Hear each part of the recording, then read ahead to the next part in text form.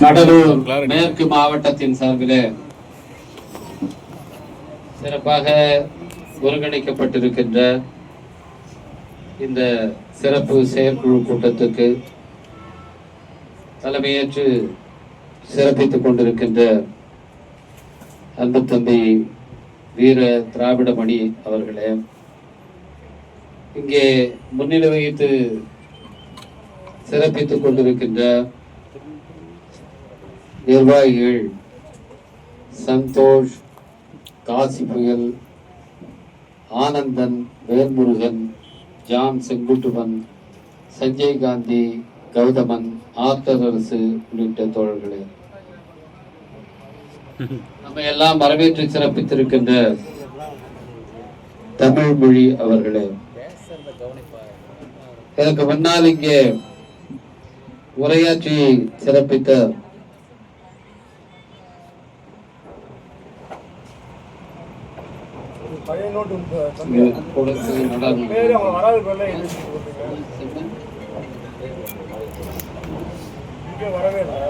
நாடாளுமன்ற தொகுதி துணை செயலாளர், இந்த மாவட்டத்திலே கட்சியினுடைய மூத்த முன்னோடிகளில் ஒருவர் அன்புக்குரிய சகோதரர் குணத்தொகையின் அவர்களே, மாநில செயற்குழு உறுப்பினர் செம்மல் அவர்களே, இளஞ்சிறுத்தை எழுச்சி பாசனுடைய கருணாகரன், முத்துக்குமார் உள்ளிட்ட சகோதரர்களே, மகளிர் அணியின் சார்பில் பங்கேற்றிருக்கின்ற தேவி, பரமசங்கீதா, கௌசல்யா, சுசீலா, ராஜலட்சுமி, ஆதிலட்சுமி, சுகந்தி, கலைமதி, காந்திமதி ஆகிய சகோதரிகளே, நிகழ்விலே பங்கேற்று சிறப்பித்துக் கொண்டிருக்கின்ற சகோதரர்கள் சுரேஷ், பெரியசாமி, எழுத்தூர் கோபால், தச்சூர் பாண்டியன், புடையூர் ராஜபலவன், சீத்தூர் சத்குரு, மணிவேல், பெரியசாமி சிவானந்தம், கார்த்தி கணேசன், ஐயப்பன், செந்தில்குமார், கிட்டு என்கின்ற வெங்கடேசன், பிரகாஷ், கருணாகரன், ஏழுமலை, செந்தில்குமார் உள்ளிட்ட சகோதரர்களே, இங்கே வருகை தந்து இந்த சிறப்பு செயற்குழுவை பெருமைப்படுத்திக் கொண்டிருக்கின்ற கட்சியினுடைய முகாம் ஒன்றிய நிர்வாகிகளே, உங்கள் அனைவருக்கும் என்னுடைய பணிவான வணக்கத்தை தெரிவித்துக் கொள்கின்றேன். தம்பி திராவிடமணி அவர்கள் மாவட்ட செயலாளராக தலைவர் எழுச்சி தமிழர்களால் நியமிக்கப்பட்டதிலிருந்து இந்த கடலூர் மேற்கு மாவட்டத்துக்கு பல்வேறு நிகழ்ச்சிகளிலே பங்கேற்பதற்காக என்னை தொடர்ந்து வற்புறுத்திக் கொண்டிருக்கிறார். என்னுடைய நேரம் அதற்கு இடம் கொடுக்காத காரணத்தினாலே அவர் அழைத்த கொடியேற்றுற நிகழ்ச்சிகள் உட்பட பல நிகழ்ச்சிகளுக்கு என்னால் வர முடியவில்லை. இந்த நிகழ்ச்சியும் மே 1ஆம் தேதி ஏற்பாடு செய்கிறேன், நீங்கள் வர வேண்டும் என்று சொன்னார். மே 1ஆம் தேதி எனக்கு கடலூர் தொடங்கி மாமல்லபுரம் போய் திரும்ப விழுப்புரம் வந்து கள்ளக்குறிச்சி மாவட்டம் வரை, அதனுடைய எல்லை வரை பல நிகழ்ச்சிகள் இருக்கின்றன. எனவே இன்று வேண்டுமானால் வைத்துக் கொள்ளுங்கள், நான் எப்படியாவது வந்து விடுகிறேன் என்று சொன்னேன். நேற்று தெரிவித்து ஒரு நாள் கூட நிறைவடையாத ஒரு நிலையில் இவ்வளவு தோழர்களை இங்கே அழைத்து இந்த கூட்டத்தை அவர் கூட்டியிருப்பது என்பது அவருடைய ஆளுமை திறனை மட்டுமல்ல, குணத்தகையன் அவர்கள் பேசும்போது சொன்னதை போல இந்த பகுதியினுடைய அரசியல் விழிப்புணர்வு, குறிப்பாக விடுதலை சிறுத்தைகள் கட்சி எந்த அளவுக்கு இங்கே வலுவாக இருக்கிறது என்பதற்கான அடையாளமாக இருக்கிறது. இந்த குறுகிய கால இடைவெளியில் இந்த நிகழ்ச்சியிலே பங்கேற்றிருக்கின்ற குறிப்பாக மகளிரணியைச் சேர்ந்த பொறுப்பாளர்கள், அன்பு சகோதரிகள் மற்றும் இங்கே வந்திருக்கின்ற அனைத்து தோழர்கள் அனைவருக்கும் என்னுடைய மனமார்ந்த நன்றியை, பாராட்டுக்களை முதல்ல நான் தெரிவித்துக் கொள்கின்றேன். இந்த கூட்டம் எதற்காக இங்கே ஒருங்கிணைக்கப்பட்டிருக்கிறது என்பது உங்களுக்கு எல்லாம் நன்றாக தெரியும். மே மாதம் 6ஆம் தேதி சிதம்பரத்திலே நடைபெற இருக்கின்ற தேர்தல் அங்கீகார வெற்றி விழாவுக்கு இந்த கடலூர் மேற்கு மாவட்டத்திலிருந்து எவ்வளவு தோழர்கள் சென்று அங்கே பங்கேற்று சிறப்பிப்பது என்பதை முடிவு செய்வதற்காக, அதற்கான ஒரு தயாரிப்பாக இந்த கூட்டம் நடைபெற்றுக் கொண்டிருக்கிறது. இந்த வெற்றி விழாவை ஏன் நாம் கொண்டாட வேண்டும்? இது தேர்தல் அரசியலிலே நாம் காலடி எடுத்து வைத்து 25 ஆண்டுகளை நிறைவு செய்திருக்கிறோம், வெள்ளி விழா கண்டிருக்கிறோம். இந்த 25 ஆண்டு கால கனவு இது இன்றைக்கு தலைவர் எழுச்சி தமிழர் அவர்களால் விடுதலை சிறுத்தைகள் கட்சி தேர்தல் ஆணையத்தின் மாநில கட்சி என்கிற அங்கீகாரத்தை பெற்ற கட்சியாக இன்றைக்கு மாறி இருக்கிறது. நமக்கு நிரந்தர சின்னமாக பானை சின்னம் ஒதுக்கப்பட்டிருக்கிறது. இந்த மாநிலத்தில் பல கட்சிகள் அங்கீகாரத்தை பெற்றிருக்கிறார்கள். தேசிய அங்கீகாரத்தை பெற்றவர்கள் இருக்கிறார்கள், மாநில கட்சி அங்கீகாரத்தை பெற்றவர்கள் இருக்கிறார்கள். ஒரு சமயத்தில் அங்கீகாரம் பெற்ற கட்சியாக இருந்து பிறகு அங்கீகாரத்தை இழந்த கட்சிகள் இருக்கிறார்கள். ஏன் இன்றைக்கு காணாமலே போன கட்சிகள் இருக்கின்றன. விடுதலை சிறுத்தைகள் கட்சி தேர்தல் ஆணைய அங்கீகாரத்தை பெற்றதிலே என்ன சிறப்பு? இதை நாம் எண்ணி பார்க்க வேண்டும். அப்படி அதை எண்ணி பார்க்கும் போதுதான் இது எந்த அளவுக்கு மாவட்ட அளவிலே அல்ல, ஊராக கொண்டாடப்பட வேண்டிய ஒரு பெருமை மிக்க ஒரு நிகழ்ச்சி என்பதை நாம் புரிந்து கொள்வோம். இந்தியாவிலே தேர்தல் என்கிற முறை ஏறத்தாழ 100 ஆண்டுகளுக்கு முன்னாலே அறிமுகம் செய்யப்பட்டது. அதற்கு முன்னாலே பிரிட்டிஷ் ஆட்சியாளர்கள் காலத்திலே தேர்தல் என்பது கிடையாது. அவர்கள் இந்தியாவிலே இருக்கிறவர்களுக்கு தங்களை தாங்களே ஆண்டு கொள்கிற ஒரு வாய்ப்பை தர வேண்டும்,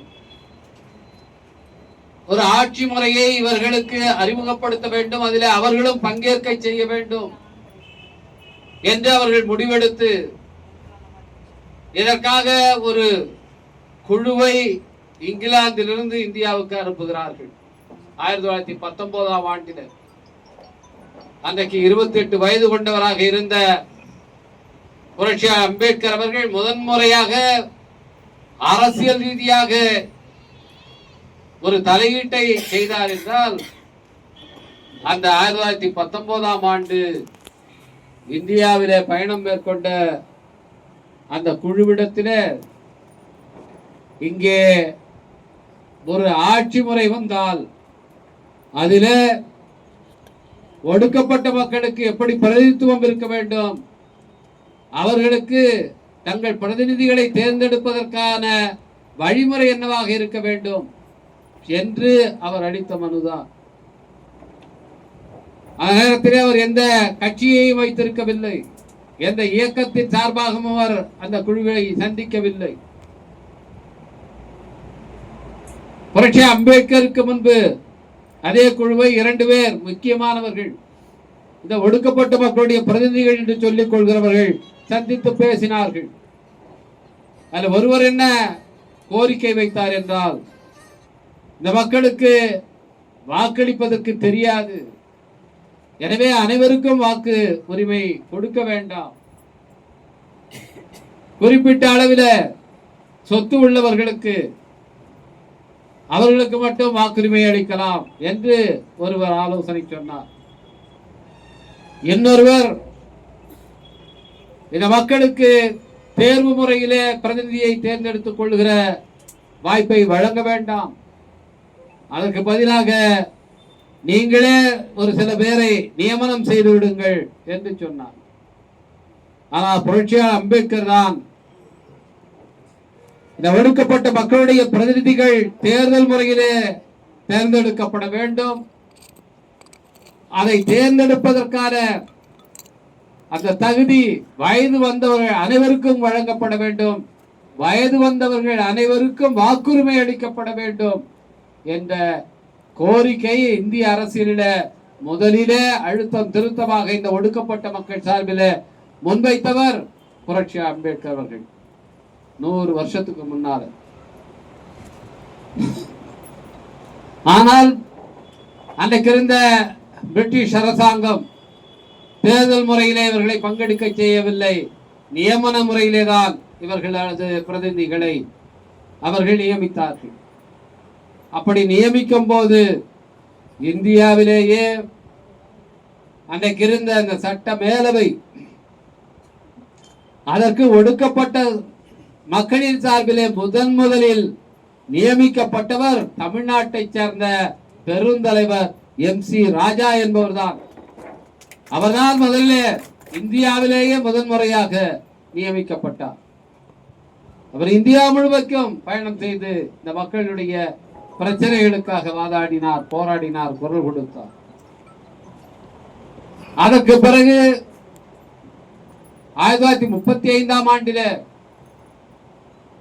மீண்டும் இங்கே ஒரு அரசாங்க முறையை கொண்டு வருவதற்கு பிரிட்டிஷ் ஆட்சியாளர்கள் முடிவு செய்து அப்பொழுது இவர்களுக்கு என்ன மாதிரி பிரதிநிதித்துவம் கொடுக்க வேண்டும் என்று மீண்டும் அவர்கள் கருத்து கோரிய நேரத்திலே தான் புரட்சி அம்பேத்கர் எங்களுடைய பிரதிநிதிகளை தேர்ந்தெடுப்பதற்கு எங்களுக்கு தனி வாக்காளர் தொகுதி, இரட்டை வாக்குரிமை என்பது வேண்டும் என்ற கோரிக்கையை முன்வைத்தார்.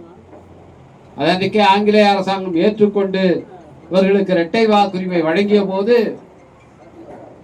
அப்பொழுது சிறையிலே இருந்த எரவாடா என்கிற இடத்துல சிறையிலே இருந்த காந்தி இவர்களுக்கு இரட்டை வாக்குரிமை கொடுக்க கூடாது என்று சாகுமறை உண்ணாவிரதம் இருந்து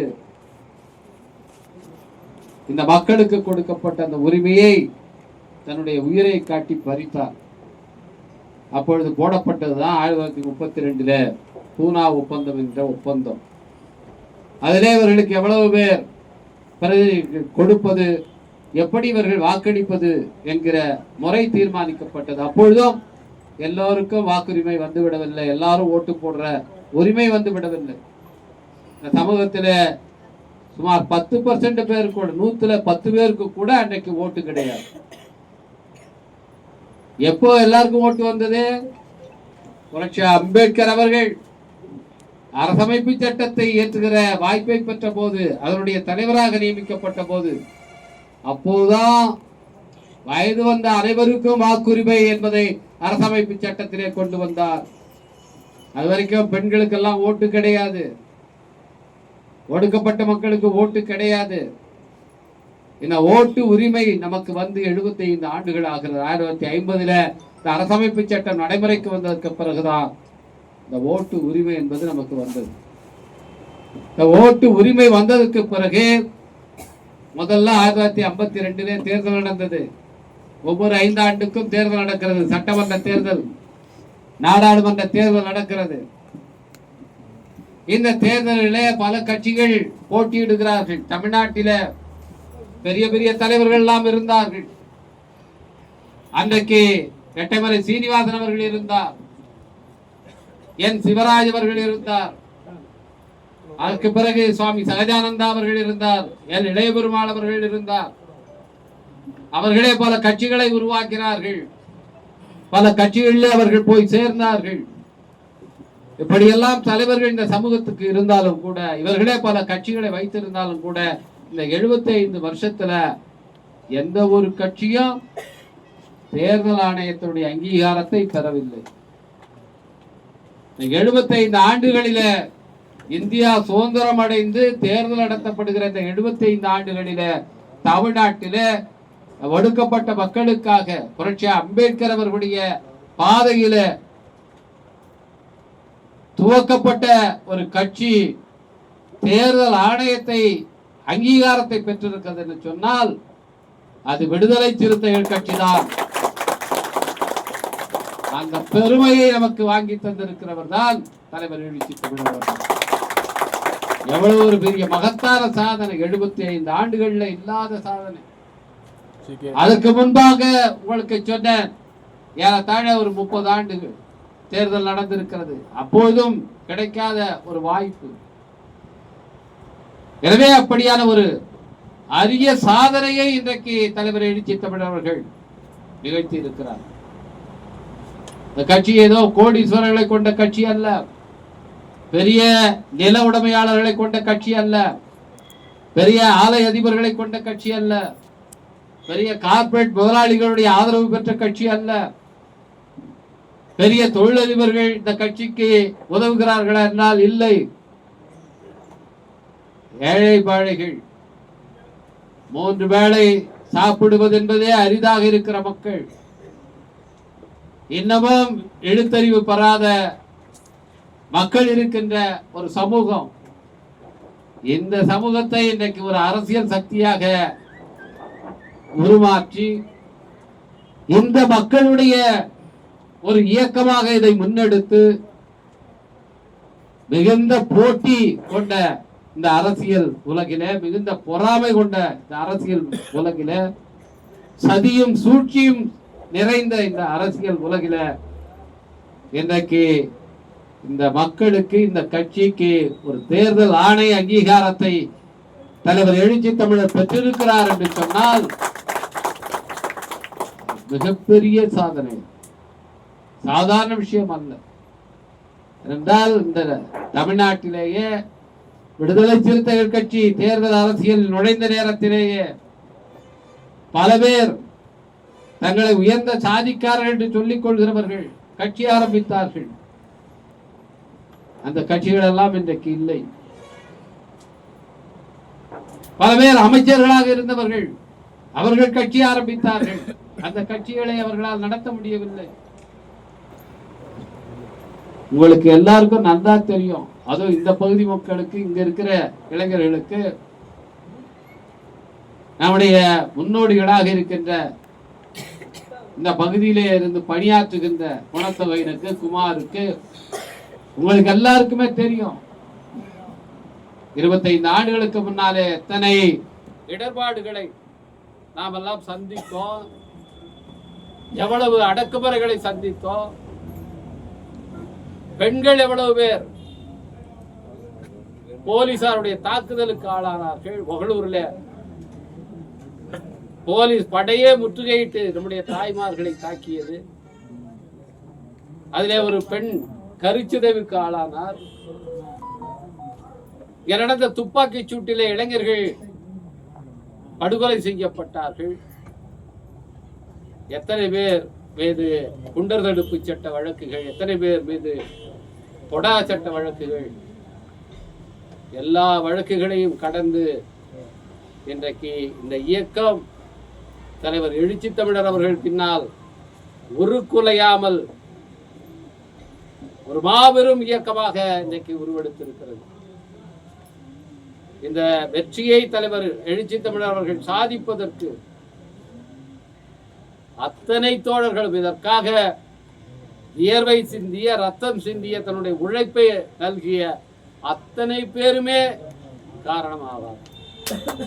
சாதாரணமாக நடக்கும் அத்தனை கிராமத்திலும் இருக்கிற மக்கள் உங்களுடைய உழைப்பால் தான், அந்த மக்களுடைய ஆதரவால் தான் இன்றைக்கு இந்த சாதனையை விடுதலை சிறுத்தைகள் கட்சி செய்திருக்கிறோம். எனவே இது நம்மெல்லாம் ஊர்ல திருவிழா போல எடுத்து கொண்டாட வேண்டிய ஒரு விஷயம். அதை கருத்தில் கொண்டுதான் இன்றைக்கு இந்த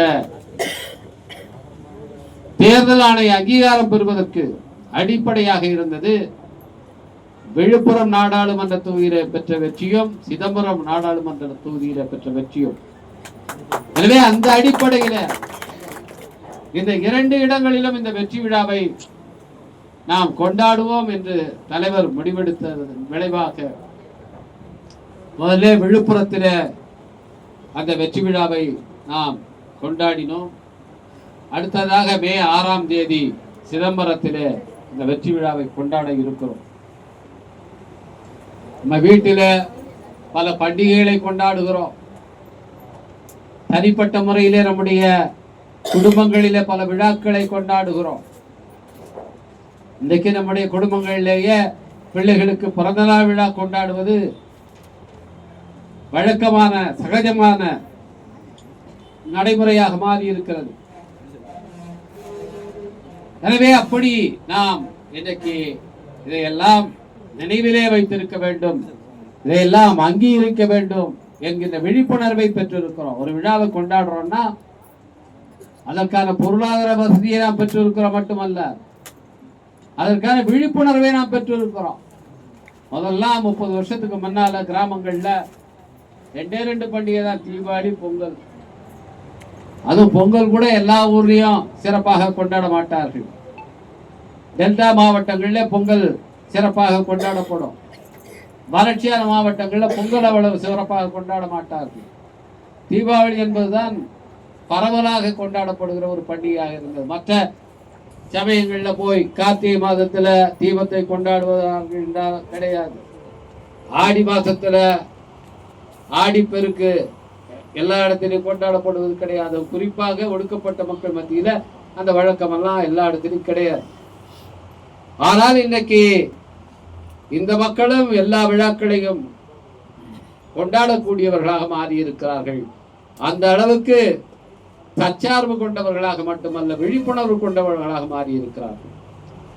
எனவே நம்முடைய தேர்தல் ஆணைய அங்கீகார வெற்றி விழாவை நாம் கொண்டாடுவது, இதை கொண்டாடக்கூடிய ஆற்றல் மிக்க கட்சியாக விடுதலை சிறுத்தைகள் வந்திருக்கிறது என்பது மட்டுமல்ல, இப்படியான கொண்டாட்டங்களை நிகழ்த்தக்கூடிய விழிப்புணர்வை பெற்ற லட்சோப லட்சம் விடுதலை சிறுத்தைகளை கொண்ட ஒரு பேர் இயக்கமாக இது உருப்பெற்றிருக்கிறது என்பதன் அடையாளம்.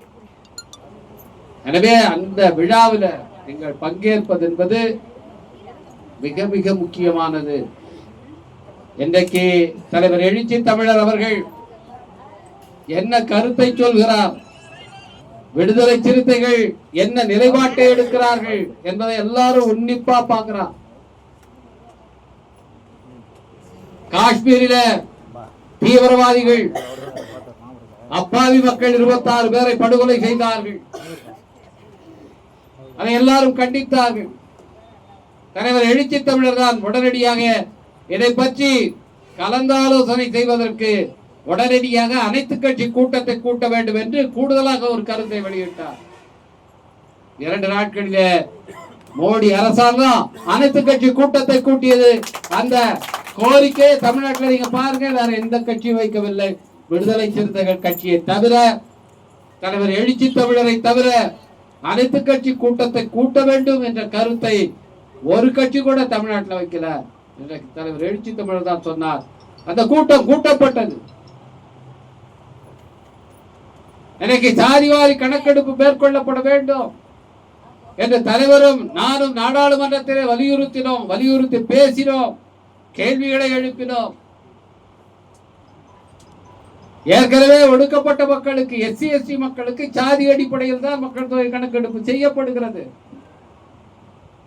எதற்காக சாதிவாரி கணக்கெடுப்பு செய்ய வேண்டும் என்று சொல்கிறோம் என்று சொன்னால், பிற்படுத்தப்பட்ட மக்களுக்கு இடஒதுக்கீடு பலன் முழுமையாக கிடைக்க வேண்டும். தமிழ்நாட்டில் 50% இடஒதுக்கீடு பிற்படுத்தப்பட்டவருக்கு வழங்கப்படுகிறது. மற்ற மாநிலங்களில் அவ்வளவு கிடையாது.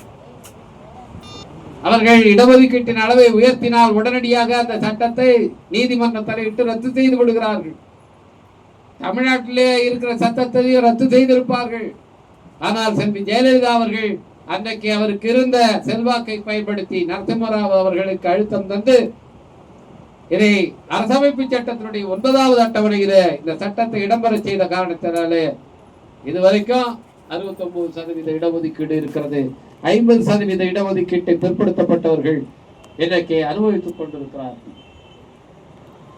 ஆனால் ஒன்றிய அரசு பணிகளில் கிடையாது, 27% தான். அப்போ உச்ச நீதிமன்றமோ உயர் நீதிமன்றங்களும் என்ன சொல்றான், பிற்படுத்தப்பட்டவருக்கு இடஒதுக்கீட்டு அளவை உயர்த்தணும்னா சாதி அடிப்படையில நீங்க எவ்வளவு பேர் இருக்கீங்கன்னு கணக்கெடுப்பு செஞ்சு கொண்டு வா, அதன் அடிப்படையில அதை முடிவெடுக்கலாம் என்று சொல்கிறார். எனவே சாதி அடிப்படையில் கணக்கெடுப்பு செய்து பிற்படுத்தப்பட்டவருடைய இடஒதுக்கீட்டை உயர்த்த வேண்டும் என்று விடுதலை சிறுத்தைகள் நாம் வலியுறுத்தி வந்தோம். இன்றைக்கு மோடி அரசாங்கம் சாதி அடிப்படையில கணக்கெடுப்பு செய்கிறோம் என்று இப்போதுதான் ஒரு மணி நேரத்துக்கு முன்னாக அறிவித்திருக்கிறார். இதை விடுதலை சிறுத்தைகளுக்கும் கிடைத்திருக்க மாபெரும் வெற்றி. ஆனால் இந்த கணக்கெடுப்பு செய்யப்பட்டு இதிலே மிகவும் பின்தங்கியவர்களாக இருக்கிறவர்கள் அவர்களுக்கு உரிய அளவில் இடஒதுக்கீட்டினுடைய பலன் கிடைக்க வேண்டும். உயர் ஜாதியினருக்கு 10% இடஒதுக்கீட்டு மோடி அரசாங்கம் கொடுத்தான். அப்பொழுது எந்த கணக்கெடுப்பும் செய்யப்படல. நீதிமன்றமோ நீங்க ஏதாவது சாதி அடிப்படையில் கணக்கெடுப்பு செஞ்சீங்களா என்று கேட்கவில்லை. உயர் சாதியினருக்கு கொடுப்பதற்கு நீதிமன்றம் எந்த தடையும் சொல்லவில்லை, எந்த மறுப்பையும் சொல்லவில்லை. உடனடியாக அதை கொடுத்து விட்டார். அது கொடுத்தது செல்லும் என்று சொல்லிவிட்டார். இப்பொழுது சாதி வாரிய கணக்கெடுப்பு செய்யப்பட்டால் உண்மையிலேயே உயர் சாதியினர் 10% இருக்கிறார்களா என்பது தெரிந்துவிடும். தமிழ்நாட்டில எல்லாம் அவ்வளவு பேர் கிடையாது. ஏற்கனவே இருக்கிறவர்களை எல்லாம் பிரித்து விட்டு பார்த்தால் அந்த அளவுக்கு கிடையாது. அதனாலதான் தமிழ்நாடு அரசு இதை நாங்க நடைமுறைப்படுத்த மாட்டோம் என்று சொல்லிவிட்டார்கள். 10% இடஒதுக்கீடு நாங்கள் நடைமுறைப்படுத்த மாட்டோம் என்று சொல்லி இருக்கிறார். எனவே இந்த சாதிவாரி கணக்கெடுப்பு நடத்தப்படுவது என்பது பிற்படுத்தப்பட்டவர்களுக்கும் அதுபோல எஸ்சி எஸ்டி மக்களுக்கும் இது பலனளிக்கும். ஏன்னா எஸ்சி எஸ்டிக்கு இடஒதுக்கீடு ஒன்றிய அரசு பணிகள்ல எஸ்சிக்கு 15%, எஸ்டிக்கு பழங்குடியினருக்கு 7.5% தான். ரொம்ப காலமா இதை அப்படியே மாத்தாம வச்சிருக்காங்க.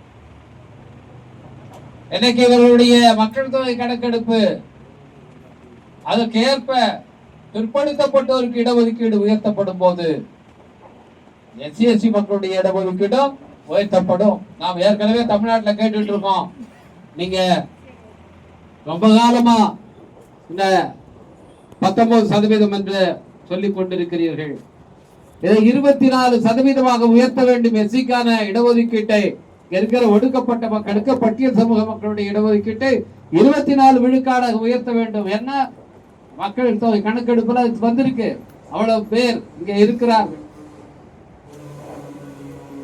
அதன் அடிப்படையை உயர்த்த வேண்டும் என்று நாம் வலியுறுத்துகிறோம். பிற்படுத்தப்பட்டவர்களுக்கு அவருடைய எண்ணிக்கை எவ்வளவு என்று கணக்கிடப்பட்டு அதற்கேற்ப இடஒதுக்கீடு உயர்த்தப்படுகிற நேரத்தில் எஸ்சி எஸ்டி மக்களுடைய இடஒதுக்கீடு உயர்த்தப்படும் என்க ஒரு காரணத்தினாலே இன்றைக்கு இந்த இடஒதுக்கீட்டை முழுமையாக சாதிவாரி அடிப்படையிலே கணக்கெடுப்பு செய்து இதை மாற்றி அமைக்க வேண்டும் என்று நாம் வலியுறுத்தி கொண்டிருக்கிறோம். இதிலும் இன்றைக்கு விடுதலை சிறுத்தைகள் கட்சியுடைய நிலைப்பாடு வெற்றி பெற்றிருக்கிறது.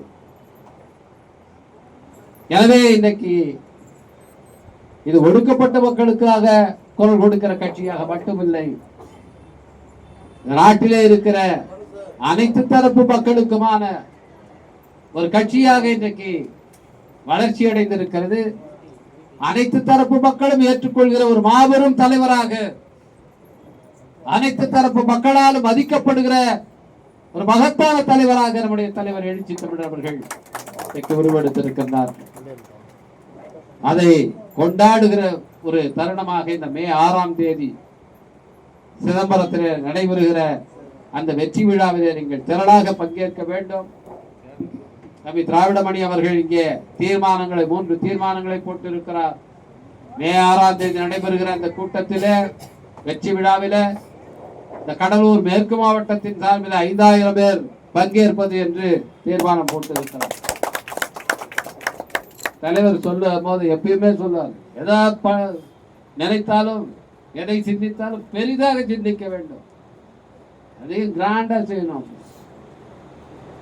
அதை சரியாக பின்பற்றுகிற ஒரு அன்பு தம்பிதான் திராவிட மன்னர். அதுபோல மே 31ஆம் தேதி நடைபெற இருக்கின்ற திருச்சியிலே நடைபெற இருக்கிற அந்த பேரணியில இந்த மாவட்டத்தின் சார்பில் 25,000 பேரை பங்கேற்க செய்வது என்று தீர்மானம் போட்டிருக்கிறார். திருச்சி ரொம்ப அருகாமையில் இருக்கிற ஒரு இடம். எப்படி நம்ம வெல்லும் ஜனநாயக மாநாட்டுக்கு மிக அதிக அளவில் இங்கிருந்து பங்கேற்றோமோ அதே போல இந்த பேரணியிலும் அதிக அளவில் இந்த கடலூர் மேற்கு மாவட்டத்தில் இருக்கிற தோழர்கள் பங்கேற்க வேண்டும் என்று நான் கேட்டுக்கொள்கிறேன். மே 6ஆம் தேதி நிகழ்ச்சியில கணிசமான எண்ணிக்கையில பெண்கள் அந்த நிகழ்விலே பங்கேற்க வேண்டும். இங்க இருக்கிற மகளிர் விடுதலை இயக்கத்தை சேர்ந்த தோழர்கள், தோழிகள், அன்பு சகோதரிகள், நீங்கள் அதற்கான ஏற்பாடுகளை செய்ய வேண்டும் என்று நான் கேட்டுக்கொள்கின்றேன். நம்முடைய மாவட்ட செயலாளர் அதற்காக வண்டி வாகனங்களை ஏற்பாடு செய்து தருவது என்பதில் தனி கவனம் எடுத்துக்கொண்டு அதிக அளவில் பெண்களை அந்த நிகழ்வுக்கு அழைத்து வர வேண்டும் என்று நான் உங்களை கேட்டுக்கொள்கின்றேன். மூன்றாவதாக ஒரு தீர்மானம், நேற்றைய தினம் நம்முடைய மாண்பு முதலமைச்சர் அவர்கள் ஒரு மகத்தான அறிவிப்பை செய்தார். ஒடுக்கப்பட்ட மக்கள் அவர்கள் வாழ்கிற இடங்களை எல்லாம் காலனி என்று இழிவாக அழைக்கிற ஒரு நடைமுறை இருக்கிறது.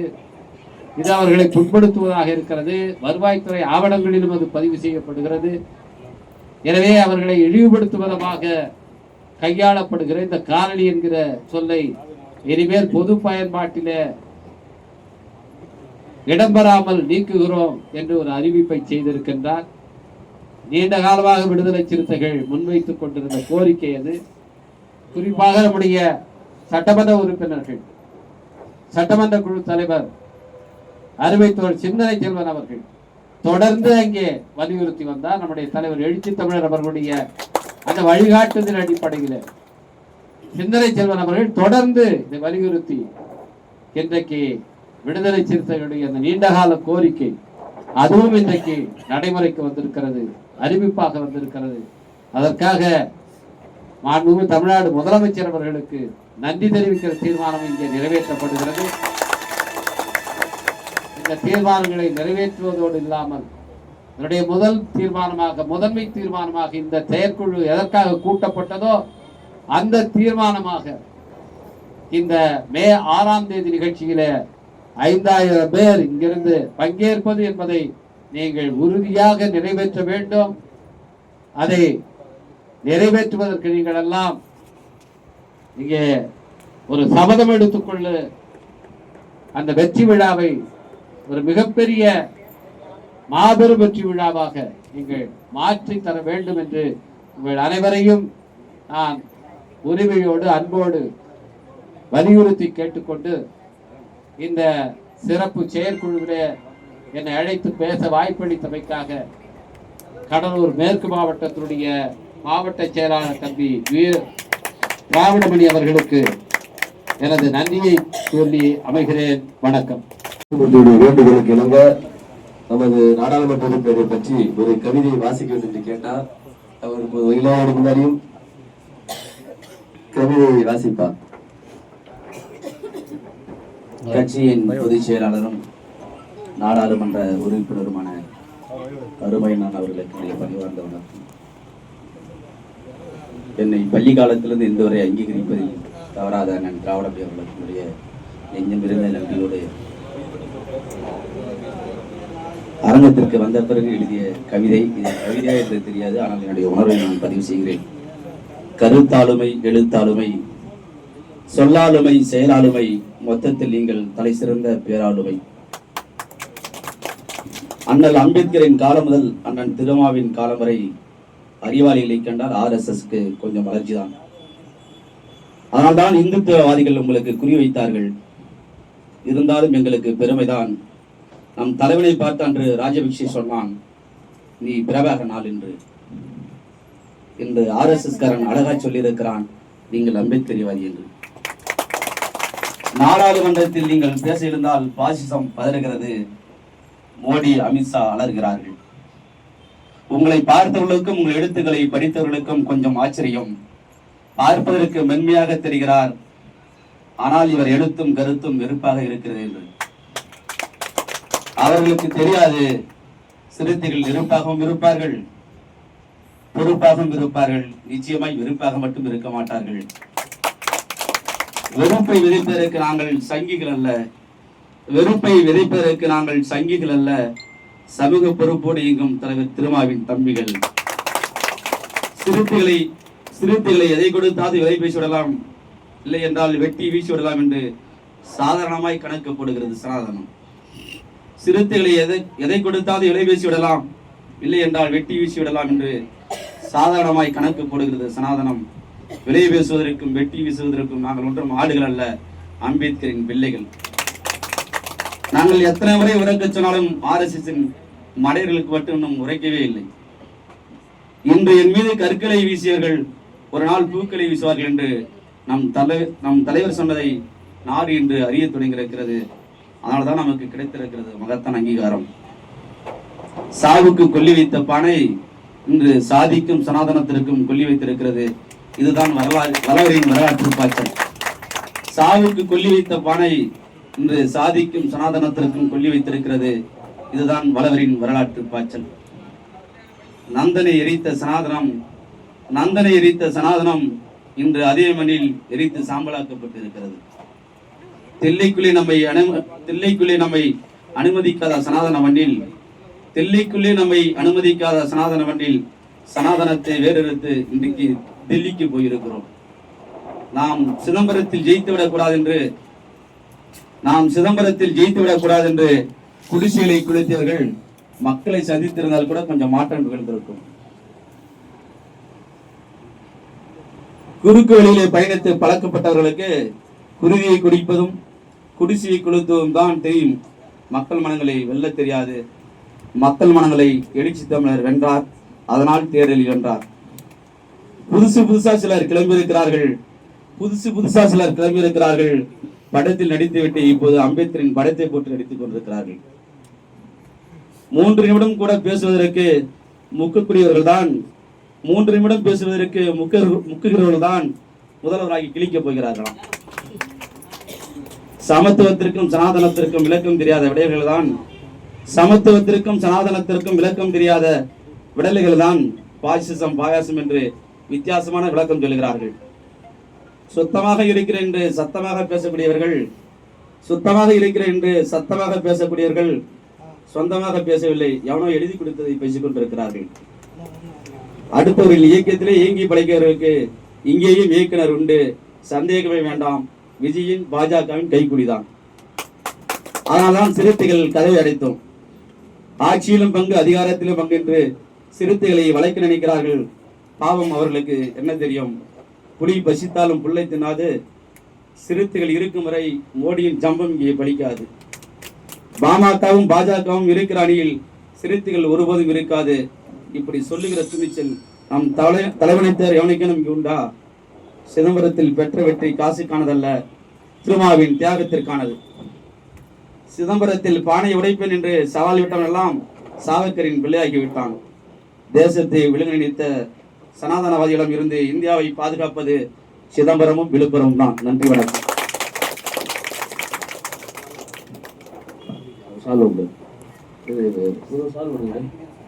தம்பி கவிதை பிடித்த கிருஷ்ணமூர்த்தி அவர்களுக்கு நமது நாடாளுமன்ற சாலை வைக்கிறார். அவர் கூப்பிடுவர்கள் வந்தால் நாடாளுமன்றத்தின் கைகளால் துண்டறிக்கையை பெற்றுக்கொண்டு கேட்டுள்ளேன். இப்போது தலைவர்களால் இஸ்லாமிய ஜனநாயக பேரவையின் மாநில துணை செயலாளராக பாய் அன்வர் பாஷா அவர்களை அறிவித்திருக்கிறார். அவரை அறிமுகம் செய்து நாடாளுமன்ற உறுப்பினர்களுக்கு சாலை வைத்து வாழ்த்துக்கள் தருகிறார். பொட்டாசால அன்வர் பாய் தொழிலதிபர், நம்ம ஆபீஸ் இதுலதான் வந்து ரயில் ஸ்டேட் ஆபீஸ் 2 வீலர் கம்பெனில வச்சிருக்காரு.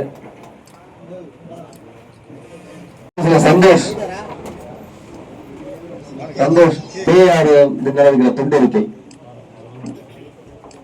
விலகி அந்த நாடாளுமன்ற தலைமையில் கட்சியில் இணைகிறார்கள். அவர்களுக்கு வாழ்த்துக்கள். அண்ணன் செம்மல் அவர்கள்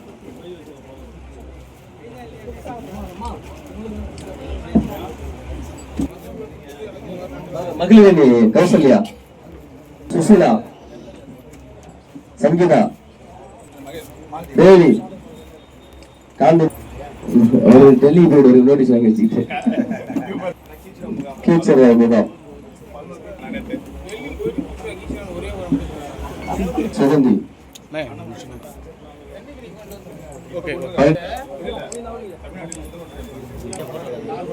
பழகஞ்சல் கார்த்திக்,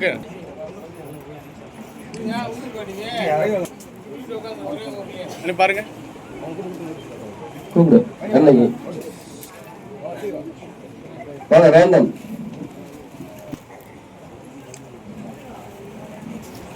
அருண், அருண்,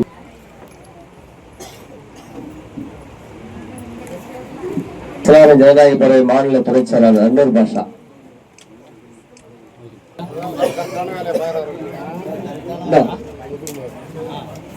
மணிகண்டன், ஒரு நிமிஷம் இருங்க. நன்றி.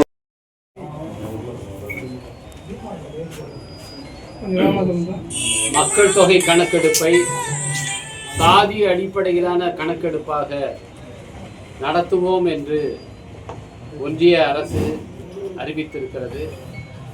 விடுதலை சிறுத்தைகள் கட்சி உள்ளிட்ட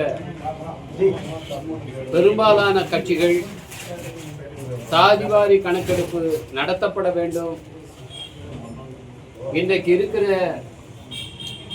மக்கள் தொகை கணக்கெடுப்பு சட்டம் 1948 கீழ் மக்கள் தொகை கணக்கெடுப்பு செய்கிற அதிகாரம் ஒன்றிய அரசிடம்தான் இருக்கிறது. எனவே ஒன்றிய அரசு அந்த கணக்கெடுப்பை மேற்கொள்ள வேண்டும் என்று தொடர்ந்து வலியுறுத்தி வந்தோம். இன்றைக்கு ஒன்றிய அரசு அடுத்து மேற்கொள்ளப்படவிருக்கிற மக்கள் தொகை கணக்கெடுப்பு சாதிவாரி கணக்கெடுப்பாக நடத்தப்படும் என்று அறிவிப்பு செய்திருக்கிறது. இது விடுதலை சிறுத்தைகள் கட்சிக்கும் இதே போல கோரிக்கையை வைத்த சமூக நீதி கட்சிகள் அனைத்துக்கும் கிடைத்த ஒரு வெற்றி. சாதி அடிப்படையில் கணக்கெடுப்பு செய்ய மாட்டோம் என்று தொடர்ந்து மறுத்து வந்த பாஜக இன்றைக்கு பீகார் மாநில தேர்தலை மனதில் வைத்துத்தான் இந்த அறிவிப்பை செய்திருக்கிறது என்பது வெளிப்படை. இப்படி மகளிர் இடஒதுக்கீட்டை 2023 ஆண்டில அடுத்து வருகிற நாடாளுமன்ற தேர்தலை கணக்கில் கொண்டு அப்பொழுது சட்டமாக்கினார்களோ அதை போலவே 2031 ஆண்டுக்கு பிறகு மேற்கொள்ளப்பட இருக்கிற அந்த சாதிவாரி கணக்கெடுப்பை எப்பொழுது அறிவிப்பு செய்திருக்கிறார்கள்? 6 ஆண்டுகளுக்கு முன்பாக அறிவித்திருக்கிறார்கள் சொன்னால் அதற்கு காரணம் இன்னும் சில மாதங்களிலே நடைபெற இருக்கிற பீகார் மாநில தேர்தல் தான். பீகார் மாநிலத்தில் இந்த சாதிவாரி கணக்கெடுப்பு என்பது ஒரு தேர்தல் முக்கியத்துவம் வாய்ந்த பிரச்சனையாக ஆகியிருக்கிறது. குறிப்பாக மக்களவையில் எதிர்க்கட்சி தலைவர் திரு ராகுல் காந்தி அவர்கள் சாதிவாரி கணக்கெடுப்பை மேற்கொள்ள வேண்டும் என்று தொடர்ந்து பரப்புரை செய்து வந்தார். காங்கிரஸ் ஆளுகிற மாநிலங்களான கர்நாடகாவிலும் இப்பொழுது தெலுங்கானாவிலும் அதற்கான அறிவிப்புகள் செய்யப்பட்டன. எனவே வேறு வழியின்றி ஒன்றிய பாஜக அரசு சாதிவாரி கணக்கெடுப்பை மேற்கொள்வோம் என்று தெரிவித்திருக்கிறார்கள். ஆனால் அவர்கள் எப்போது அதை செய்வோம் என்று சொல்லவில்லை.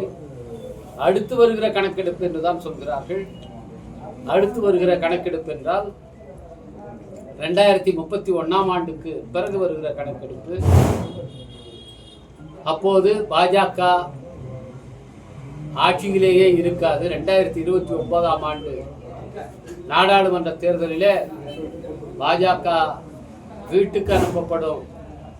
இந்தியா கூட்டணி மகத்தான வெற்றியை பெற்று ஆட்சி அமைக்கும். எனவே இன்றைக்கு பாஜக அரசு இந்த அறிவிப்பை செய்திருந்தாலும் அதை நடைமுறைப்படுத்த போவது காங்கிரஸ் உள்ளிட்ட இந்தியா கூட்டணி கட்சிகளுடைய அரசுதான் என்பதை விடுதலை சிறுத்தைகள் கட்சியின் சார்பில் நாங்கள் சுட்டிக்காட்டுகிறோம். அடுத்து வருகிற நாடாளுமன்ற கூட்டத்தொடரிலே இதற்கான சட்ட திருத்தத்தை பாஜக அரசு அறிமுகம் செய்ய வேண்டும். அப்படி அறிமுகம் செய்கிற நேரத்தில் மக்கள் தொகை கணக்கெடுப்பை எடுக்கிற அதிகாரத்தை மாநிலங்களுக்கே வழங்க வேண்டும். இது ஒரு நீண்ட நாள் கோரிக்கை. எனவே அப்படி அவர்கள் அந்த அதிகாரத்தை வழங்கினார் 1931 வரை காத்திருக்காமல் இந்த மக்கள் தொகை கணக்கெடுப்பை நிறைவு செய்ய முடியும். எனவே மக்கள் தொகை கணக்கெடுப்பு அதை சாதி வாரியாக மேற்கொள்கிற அந்த அதிகாரம் மாநில அரசுகளுக்கு வழங்கும்படியாக சட்ட திருத்தம் மேற்கொள்ள வேண்டும் என்றும் விடுதலை சிறுத்தைகள் கட்சியின் சார்பிலே வலியுறுத்துகிறோம். சார், இந்த இதுல வந்து விஜய் வந்து பீக்ல போயிட்டு இருக்காரு. இப்ப அரசியல்ல வந்து உங்களுக்கு வந்து ஏதாவது வாக்கு வந்து குறையுமா? குறிப்பா வந்து பாத்தீங்கன்னா விடுதலை சிறுத்தைகள் மற்றும் வந்து சீமா கட்சியில இருக்கிறது வந்து ஃபுல்லா வந்து விஜய் இதுல போயிட்டு சொல்றாங்க. இப்போ உங்களுக்கு வந்து வாக்கு வங்கி குறையுமா இல்ல வந்து அதிகரிக்கும்? விடுதலை சிறுத்தைகள் கட்சியிலிருந்து அதுவும் குறிப்பாக விஜய் அவர்கள் தலைமையிலான அந்த இயக்கத்துக்கு போவார்கள் என்று சொல்வது விடுதலை சிறுத்தைகளை புரியாதவர்கள் சொல்லுகிற பரப்புகிற ஒரு வதந்தி. நான் இதை ஒரு சவாலாகவே சொல்லுகிறேன். விடுதலை சிறுத்தைகள் கட்சியினுடைய ஒரு ஒன்றிய செயலாளரிடம் விஜய் கட்சியினுடைய பொதுச் செயலாளர் அரசியல் விவாதம் நடத்தி வென்றுவிட்டால் இந்த வதந்தியை, இந்த செய்தியை நாங்கள் ஒப்புக்கொள்கிறோம். அந்த அளவுக்கு அரசியல் உறுதியோடு பக்குவத்தோடு விடுதலை சிறுத்தைகளை தலைவர் எழுச்சி தமிழர் அவர்கள் உருவாக்கி வழிநடத்தி கொண்டிருக்கிறார். இங்கே இருக்கிற ஒவ்வொருவருமே கொள்கையால் உரமூட்டப்பட்டவர்கள். அவர்கள் எந்த விதமான ஈர்ப்புக்கும் சலசலப்புக்கும் ஆளாக மாட்டார்கள்.